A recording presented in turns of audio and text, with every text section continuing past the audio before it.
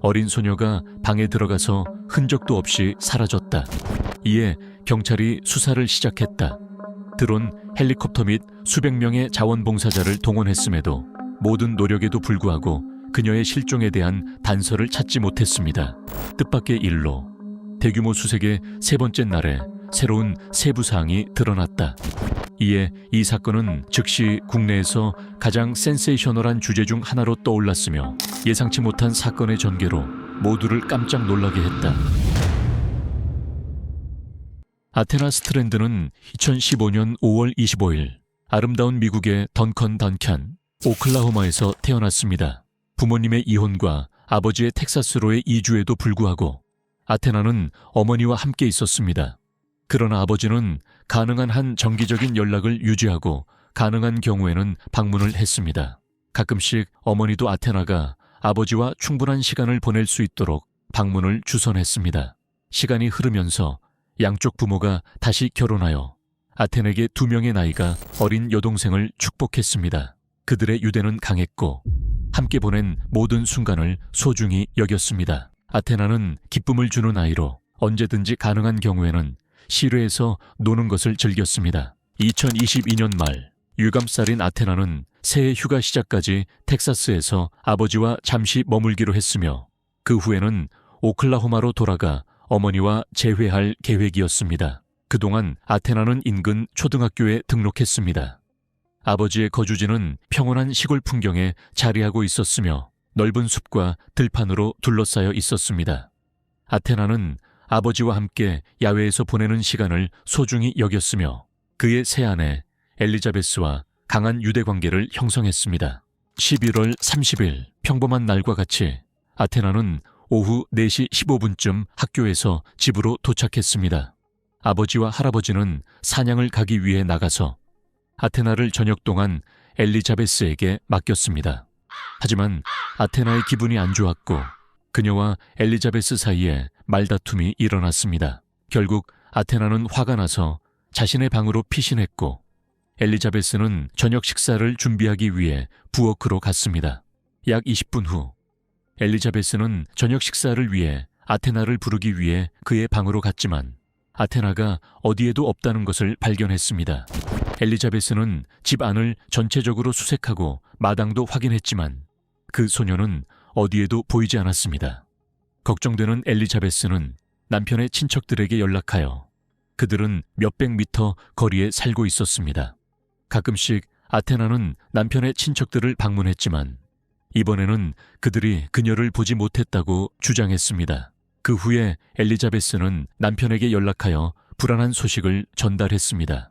망설임 없이 그는 그녀에게 당국에 경보를 보내도록 지시했고 즉시 집으로 돌아가기 위해 떠났습니다. 대략 오후 6시 40분경에 엘리자베스는 911을 걸었고 14분 안에 경찰이 그들의 거주지에 도착했습니다. 그녀는 경찰에게 사건을 설명하면서 아테나가 그들의 말다툼 이후에 도망갔을 수 있다는 생각을 표현했습니다. 하지만 소녀의 친척들은 이 설명을 강력하게 의심했습니다. 첫째, 아테나는 단 7살이었고 이전에는 집에서 멀리 나간 적이 없었습니다. 게다가 이미 저녁이고 그녀는 어둠을 두려워했습니다. 처음에 경찰은 엘리자베스를 의심했습니다. 그 이유는 그녀가 아이가 실종된 사실을 깨달은 후에 40분이 지나서 신고했기 때문입니다. 하지만 집 전체를 수색하고 친척들에게 연락한 상세한 설명을 듣고 나서 그들은 그녀가 아마도 진실을 말하고 있다고 결론 내렸습니다. 경찰은 즉시 주변 지역을 수색을 시작했습니다. 어둠 속에서도 그들은 집으로부터 몇 킬로미터 거리 내의 숲과 들판을 세심하게 수색했습니다. 그들의 주요 이론에 따르면 아테나는 집을 나가서 어둠 속에서 길을 잃었을 수 있으며 이로 인해 그들은 그 지역에서의 모든 노력을 집중적으로 진행했습니다. 그들은 유괴의 가능성도 고려했지만 이를 뒷받침할 증거를 찾지 못했습니다. 집에 강제적인 침입의 흔적이 없었으며 엘리자베스는 어떠한 소리나 비명도 듣지 못했습니다. 또한 그 이브닝에 이상한 일을 목격한 이웃도 없었습니다. 경찰은 소녀의 친척과 마을 주민들로부터의 도움을 받아 수색 노력을 진행했습니다. 아테나의 어머니는 딸의 실종 소식을 듣고 즉시 그곳으로 달려갔습니다. 수색은 새벽 5시까지 계속되었지만 아테나의 흔적은 발견되지 않았습니다. 해당 지역의 울퉁불퉁한 지형 때문에 상황은 더욱 악화되었습니다. 특히 어두운 시간에는 이를 탐색하는 것이 특히 어려웠습니다. 오전 7시에 경찰은 강화된 인력으로 수색을 재개했습니다. 게다가 소녀의 실종 소식이 정원에 퍼지자 수백 명의 자원봉사자들이 수색 노력을 돕기 위해 모였습니다. 일부는 말과 ATV를 타고 지역을 이동했고 경찰은 열화상 카메라가 장착된 드론과 헬리콥터를 사용했습니다. 안타깝게도 하루가 끝날 때까지 아테나는 발견되지 않아 특히 겨울이 시작되는 것을 감안할 때 그녀의 안전에 대한 우려가 높아졌습니다. 텍사스가 남부주이긴 하지만 그때의 기온은 약 50도로 급격히 떨어졌습니다. 세 번째 날에는 수색이 계속되었고 경찰은 집 주변 몇 마일로 영역을 확장했습니다. 또한 그들은 사건의 범죄 측면 가능성을 탐구하기 위해 동료들을 참여시켰습니다. 유괴의 증거가 처음에 없었기 때문에 경찰은 점점 아테나가 자진으로 집을 떠난 것인지 의심하기 시작했습니다. 이 기간 동안 그들은 모든 방향으로 몇 마일을 철저히 수색했지만 소녀를 찾지 못했습니다. 그녀가 문명을 만나지 않고 그런 거리를 걸어간 것은 매우 의심스러웠습니다. 수사관들은 그날 저녁 아테나의 집 근처에 있었던 모든 사람을 식별하려고 노력했습니다. 주택이 나무로 둘러싸여 있고 본도로에서 몇십 미터 떨어져 있기 때문에 이 작업은 매우 어려웠습니다. 게다가 그 지역에는 단 하나의 감시 카메라도 없었습니다. 그럼에도 불구하고 그들은 빠르게 첫 번째 단서를 입수했으며 같은 저녁에 그것이 드러났습니다. 택배 회사가 소녀의 집으로 소포를 배달했으며 수사관들은 즉시 페덱스와 연락했습니다. 그들은 그 주소로의 배달이 외부 계약업자에 의해 처리되었다는 사실을 알려받았습니다. 그들은 소포 배달을 책임지는 조직에 연락하여 그날 저녁 아테나의 집에 도착한 특정 밴을 확인했습니다. 경찰에게는 다행스럽게도 이 차량 각각에 감시 카메라가 장착되어 있었기 때문에 그들은 즉시 11월 30일에 영상 자료를 요청했습니다. 밴이 집에 도착한 시간으로 되감은 후 수사관들은 매우 경고적인 영상을 보았습니다. 밴이 집에 도착했을 때 운전자가 아테나를 닮은 소녀를 차 안으로 끌어들이는 모습이 보였습니다. 그들은 빠르게 운전자를 31세 타너 호너로 확인했고 경찰은 그의 주소로 향했습니다. 곧 그 남자는 유괴 혐의로 체포되었고 조사를 받기 위해 구금되었습니다. 수사관들이 비디오 증거를 언급하자마자 호너는 말하기 시작했습니다.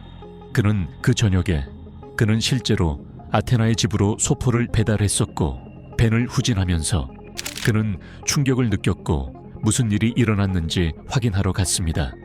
호너는 그 소녀를 땅에서 발견하고 자신의 차량으로 실수로 그녀를 친 것을 깨달았습니다. 다가가자 그녀가 심각한 부상을 입지 않았음을 알았습니다. 소녀는 울지 않고 의식이 있었으며 호너에 따르면 심지어 그에게 말했습니다. 그녀는 자신의 이름이 아테나라고 말했습니다. 이 상황에서 무엇을 해야 할지 모르는 그는 패닉에 빠졌으며 그 후에 그는 상황을 해결하는 방법을 찾으려고 소녀를 자신의 밴에 넣었습니다. 그녀는 계속해서 그에게 말했고 그녀는 아버지에게 이 일을 알릴 것이라고 말했으며 호너는 더욱 불안해졌습니다. 소녀가 사건에 대해 어른들에게 말하면 그가 법적 문제에 직면할 수 있다는 것을 그는 이해했기 때문에 그 전체 상황에 대해 어떻게 해야 할지 모르고 있었습니다. 호너에 따르면 그는 그녀를 죽이는 것보다 더 나은 방법을 생각해내지 못했습니다. 그는 먼저 그녀의 목을 꺾으려고 시도했지만 실패했다고 말했습니다. 그는 그 후에 희생자를 목으로 조여 죽였으며 그녀의 시체를 인근 마을 근처의 강으로 가져가 물에 버렸습니다. 물론 이러한 사건의 버전은 경찰에게 중요한 질문을 제기했지만 용의자는 그들에게 아테나를 놓은 정확한 위치를 제공했습니다. 수사관들은 즉시 그곳으로 이동하였고 실제로 그녀의 시체를 발견했습니다.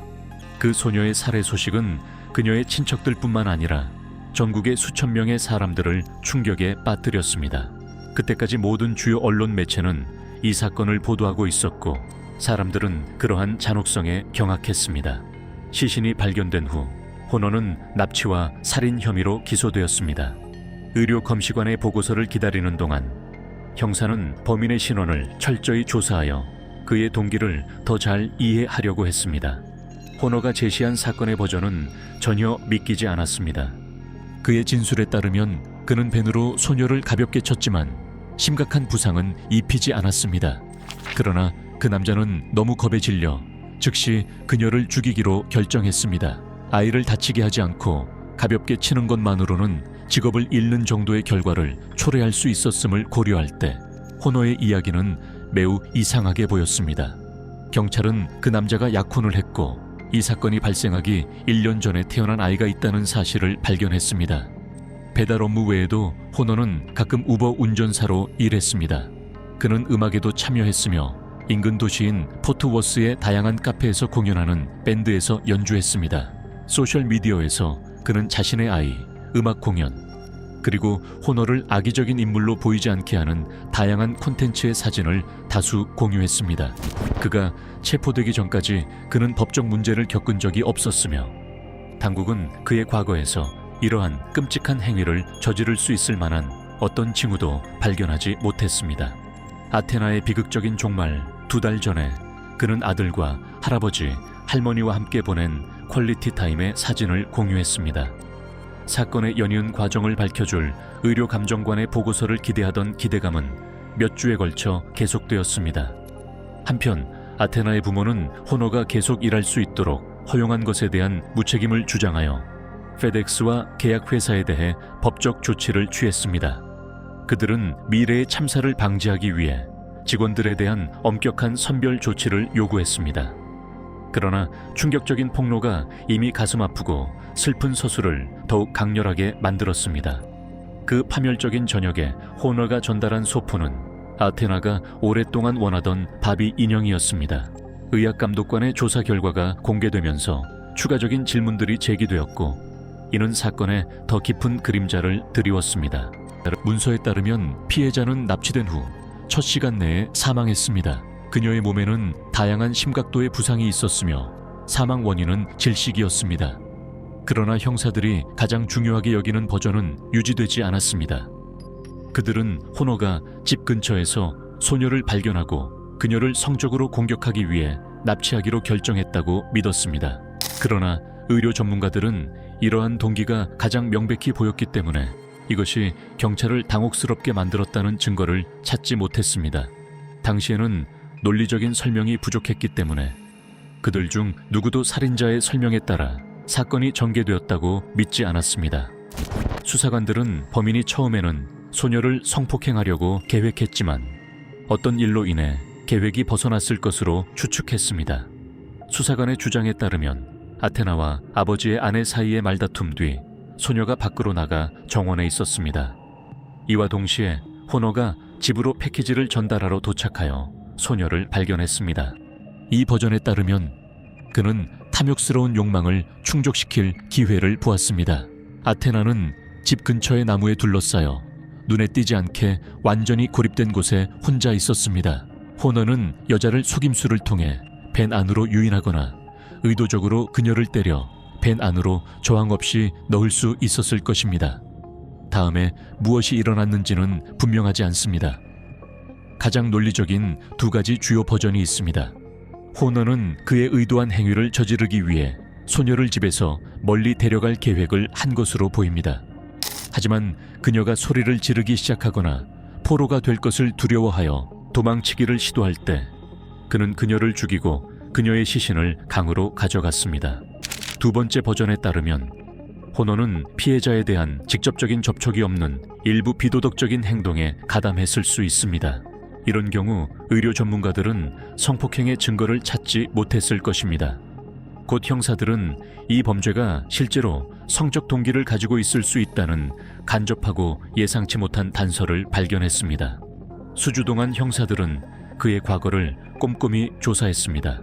그들은 그의 친척, 친구 및 지인들과 이야기를 나누어 그가 다른 범죄에 연루되었을 수도 있다는 힌트를 찾으려 했습니다.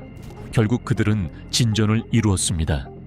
경찰은 어릴 때 허니의 행동으로 고통을 겪었다고 주장하는 몇 명의 사람들을 찾았습니다. 경찰은 조사의 이익을 위해 그들의 정체를 공개하지 않았으며 무슨 일이 있었는지에 대한 모든 세부 사항을 공개하지 않았습니다. 알려진 것은 피해자 중 한 명이 그 남자를 9년 전에 강간 혐의로 고소했다는 것뿐입니다. 게다가 호너는 2013년에 미성년자를 대상으로 한 성폭행 사건 3건으로 기소되었습니다. 현재 이 사건들이 한 명의 아동을 대상으로 한 것인지 또는 3명의 다른 피해자들을 포함하는지는 알려지지 않았지만 그게 전부가 아닙니다. 그녀의 피해자 중 한 명은 자신이 16세였을 때 자신이 어떻게 자신을 폭행했는지 수년 동안 공개적으로 이야기해왔습니다. 그녀는 호너가 위험한 범죄자라는 사실을 알리기 위해 자신의 소셜미디어에 이에 대해 글을 썼습니다. 어떤 이유에서인지 그 남자는 이 행위로 어떠한 결과도 마주하지 않았고 심지어 용의자로도 여겨지지 않았습니다. 이 범죄를 고소한 소녀는 그 수년 동안 아무도 그녀를 믿어주지 않았다고 썼습니다. 그러나 호너가 아테나를 살해한 후에는 이러한 주장들이 훨씬 더 많은 관심을 받았고 이는 그 개인과 그의 가능한 동기의 진정한 본성을 드러났습니다.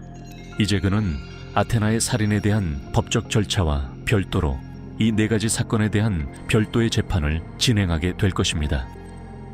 호너의 모든 범죄들을 고려할 때 그의 진짜 성격에 대한 추가적인 통찰력을 제공합니다. 그의 신원이 공개된 후 인터넷 사용자들은 그의 틱톡 계정을 발견했습니다. 그곳에는 몇 개의 동영상만 있었고 마지막 동영상은 살인 몇 주 전에 찍혔습니다.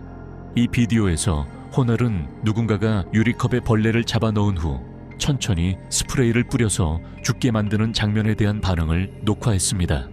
호너의 얼굴에는 어떤 사람들이 정말로 죽음의 과정을 즐겼는지를 보여주는 꽤 기이한 표정이 나타났다. 만약 그 사람이 진짜로 누군가의 죽음을 목격하는 것에서 진정한 쾌락을 느끼는 사디스트였다면 그의 아테나 살인에 대한 설명은 다시 의문을 제기할 필요가 있습니다. 그는 그녀를 죽인 유일한 이유가 훨씬 더 작은 범죄로 인한 처벌을 받을 것을 두려워해서 있다고 주장했습니다. 그러나 그가 그렇게 세디스틱한 성향을 가지고 있다고 가정한다면 그의 설명은 더욱더 터무니없어 보입니다. 재판 준비의 일환으로 당국은 사형을 요구할 것이라고 발표했습니다. 호너 본인은 자신의 무죄를 주장하고 자백을 철회할 것을 조언한 변호사를 고용했습니다. 그러나 경찰은 벤의 비디오 영상과 함께 호너의 증언도 있으므로 그의 유죄는 분명합니다. 이러한 상황에서 그가 처벌을 피하는데 도움이 되리라고는 생각되지 않습니다. 게다가 현재 알려지지 않은 추가 증거가 재판 중에 제출될 수 있습니다. 아테나의 DNA 자취가 벤 안에서 발견되었을 가능성이 높으며 범인의 유전자 물질은 그녀의 의복과 몸에서 수집되었을 수 있습니다. 우리는 재판의 진행을 따라가고 공개될 추가 세부 정보를 기다릴 수밖에 없습니다.